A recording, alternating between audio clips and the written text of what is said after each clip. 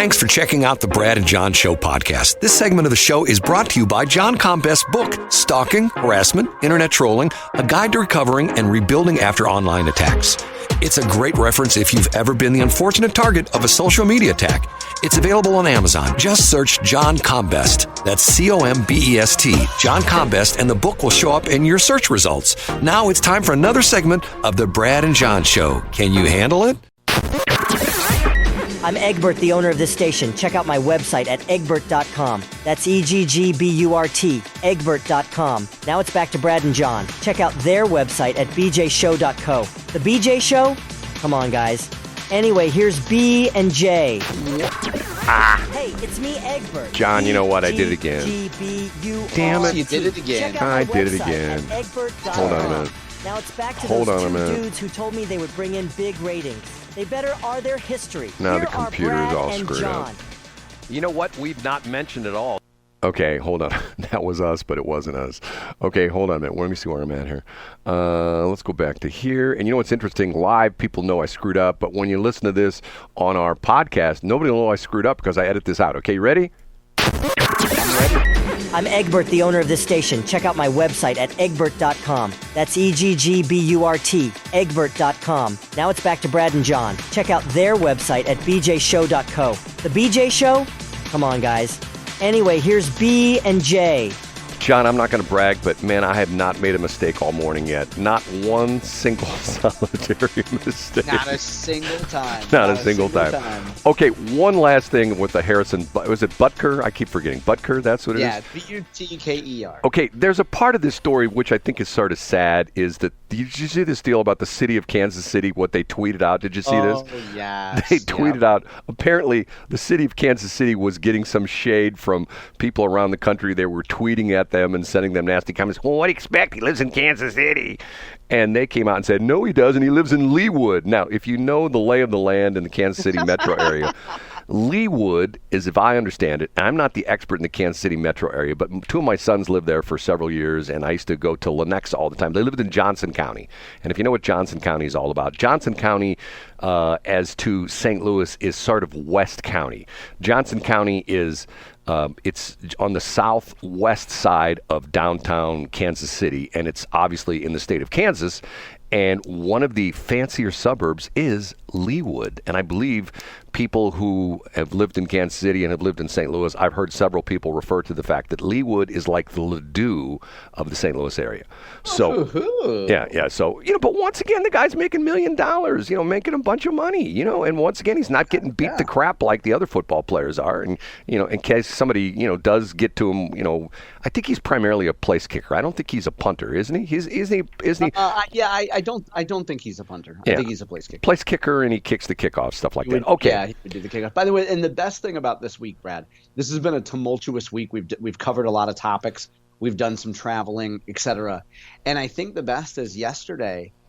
I think the best is that this week you've introduced into your personal lexicon the term throwing shade. Because on the show from yesterday is not up, but the show from 2 days ago, you used throwing shade 3 times in the show, Brad. I love the phrase. And now that you've started using it, I'm going to start using it more often because I think it's just a wonderful turn of phrase. John, well, there's a professional side of me you don't know about. I used to be in the blind and shade business. So but you're not blind and deaf. By the way, hold on real quick before we get derailed. Did you see the piece in the Post-Dispatch about the deaf gynecologist? Is this a joke? No. He reads lips. Oh, God. I knew it was a joke. Okay. Marc Cox.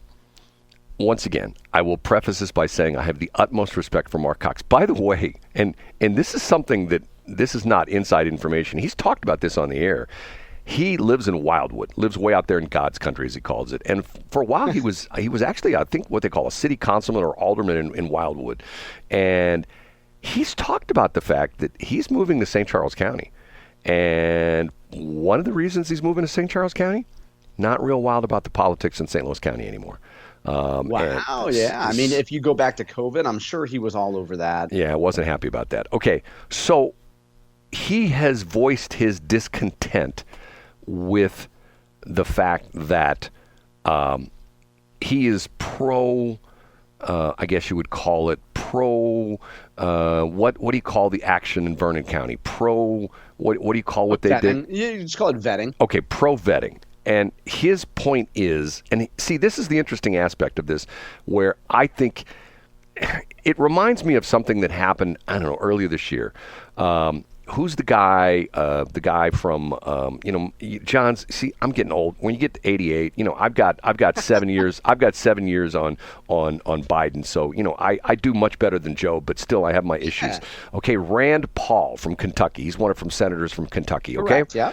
Okay. There's a famous, at least in the radio business, there's a famous interaction when Rand Paul was on one of the big talk stations in Louisville, and the talk show host was trying to goad Rand Paul into backing what is called the AM bill. And the AM bill is the car manufacturers decided they're not going to put AM radios in cars anymore. There's a technical reason why they don't want to do this, because of the fact that, quite honestly, with more electronic stuff in the car, they can't make the AM radios work right. Now, once again, AM radio has been around for over 100 years. Why is it that all these newfangled cars can't make an AM radio work? Well, there's a whole story behind that. We won't get into that. Okay, so this talk show host was sort of chastising Rand Paul on the air about the fact that Rand Paul was not supporting this bill, which would mandate AM radio in cars.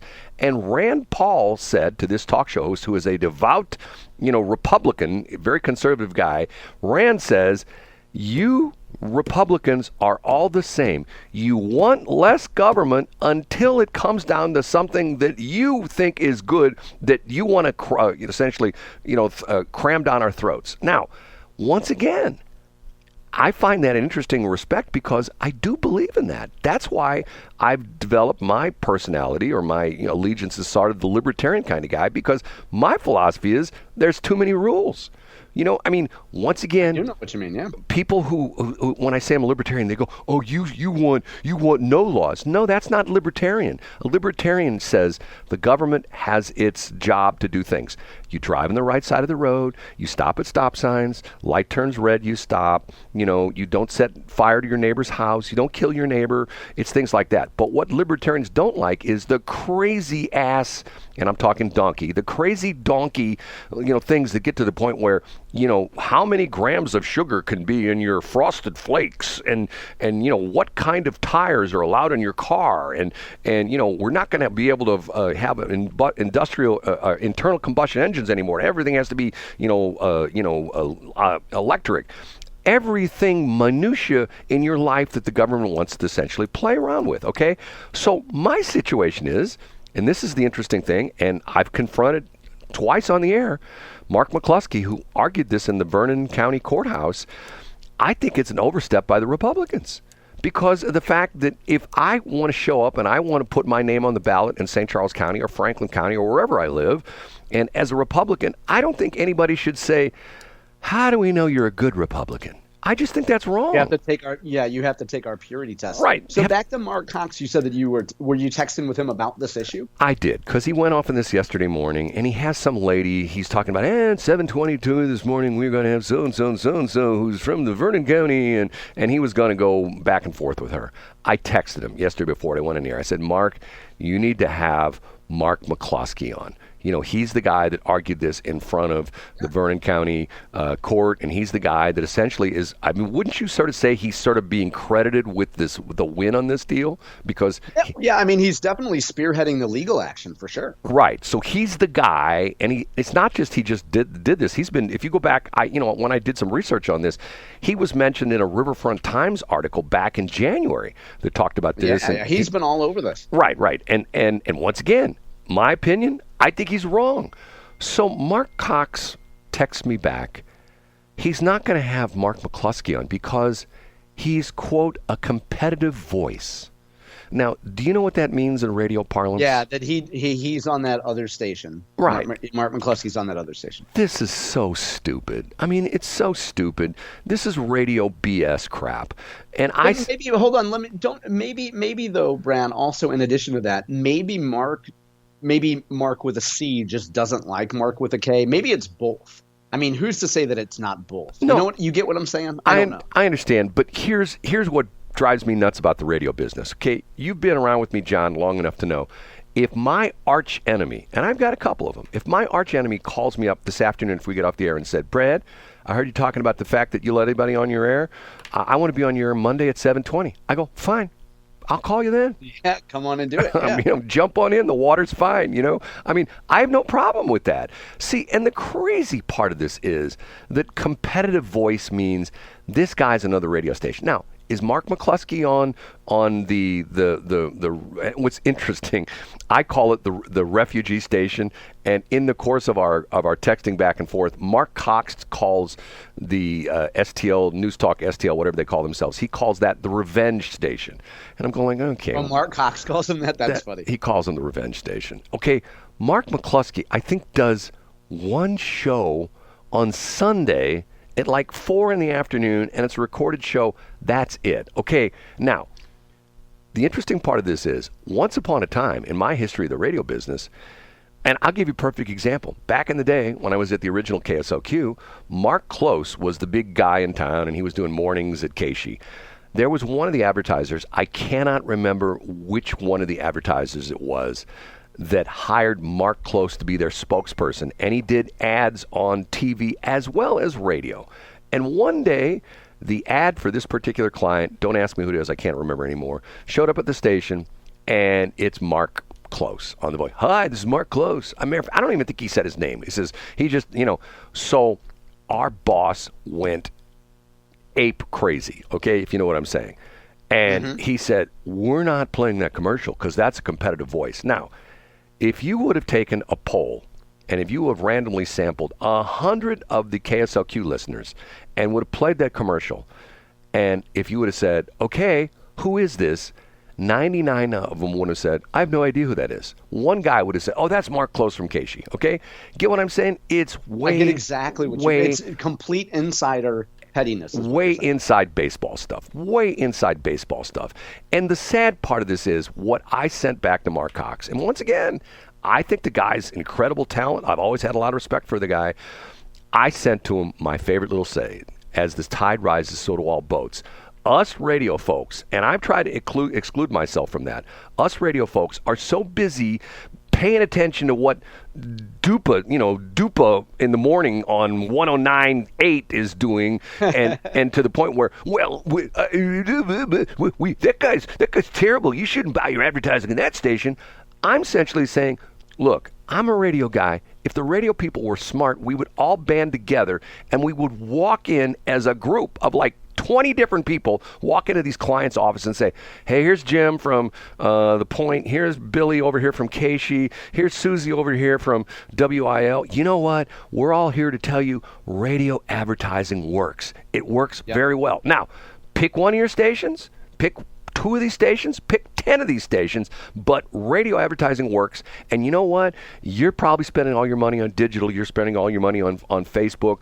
When you spend your money on our radio stations, even the stations that are owned by out-of-town companies, they're still putting money into the economy because little Billy on the radio and Marc Cox is getting a paycheck that he spends locally. He's buying stuff at Schnucks and Deerbergs, and he's buying all his brandy and whiskey he talks about all the time and stuff like that. So in other words, in my case, when you spend money on this radio station, it stays right here in the community because I live here, I work here, I buy stuff locally. It's not going to New York. It's not going to Philadelphia. It's not going to Minneapolis. It's staying right here. But yet the radio people got to go, you know what I mean? I know exactly what you mean, yeah. It drives me nuts. And once again...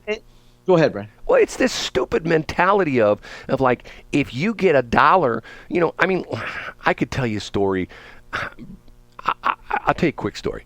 Years ago, we did a bunch of charity work, never got paid for it, did remote broadcasts for the Habitat for Humanity. They used to have a deal in St. Charles County called, what is it? Something to do with Christmas. It was the tree day or something like that. Festival of Trees, that's what it was. And the deal was they went around the area businesses and they essentially said, hey, how would you like to sponsor a tree? And the deal was a lot of the people actually had their employees. What they did, they decorated the tree and they delivered it to wherever it was. The couple of years we did it was at St. Charles Community College.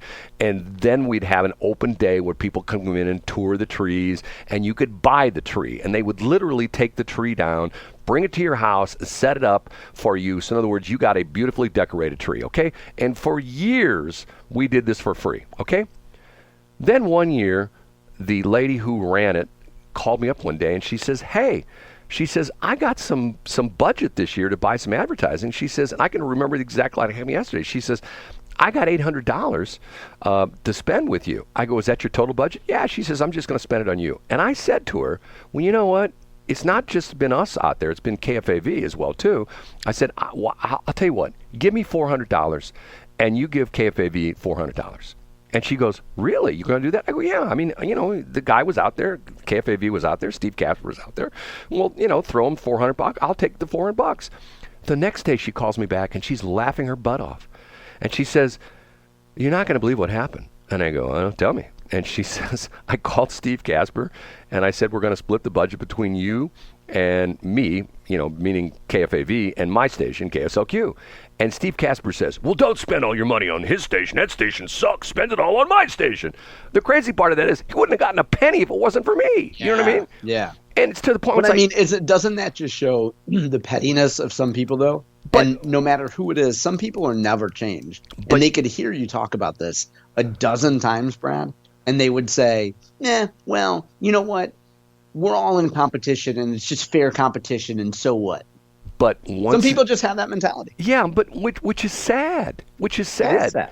I still say, as the tide rises, so do all boats. I mean, why is St. Charles County doing well? Because of the fact that everybody, for the most part, does well in St. Charles County. Why is the city of St. Louis suffering? Because a lot of people suffer in the city.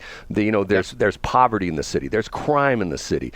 And the more you have of that, the less people want to live there. But like Steve Ellman talks about all the time, two important aspects of people where they want to live. They want to feel safe. They want to have good education. Once again, St. Charles County, for the most part, has good education, and it's a safe place to live. What do they not have in the city of St. Louis? Good schools and good police protection. So why does everybody want to leave? Because nobody wants to live there. Yeah. And they'll never. It's a table thumper for Brad Hildebrand. He hears me thumping. It's a table thumper. Take your shoe off. Was that Khrushchev? Who took his shoe off? Yes. You're dating yourself. That happened long before you were born. Myself. That happened long before you were born, John Combest. Okay, enough of that. Coming up, I still want to talk about, what do I want to talk about on my list here? The Hoffmans, IP, and I can't read more writing in the other one, but we'll just move on down the road. Thanks for checking out the Brad and John Show podcast. This segment of the show is brought to you by John Combest's book, Stalking, Harassment, Internet Trolling, A Guide to Recovering and Rebuilding After Online Attacks. It's a great reference if you've ever been the unfortunate target of a social media attack. It's available on Amazon. Just search John Combest. That's Combest, John Combest, and the book will show up in your search results. Now it's time for another segment of the Brad and John Show. Can you handle it?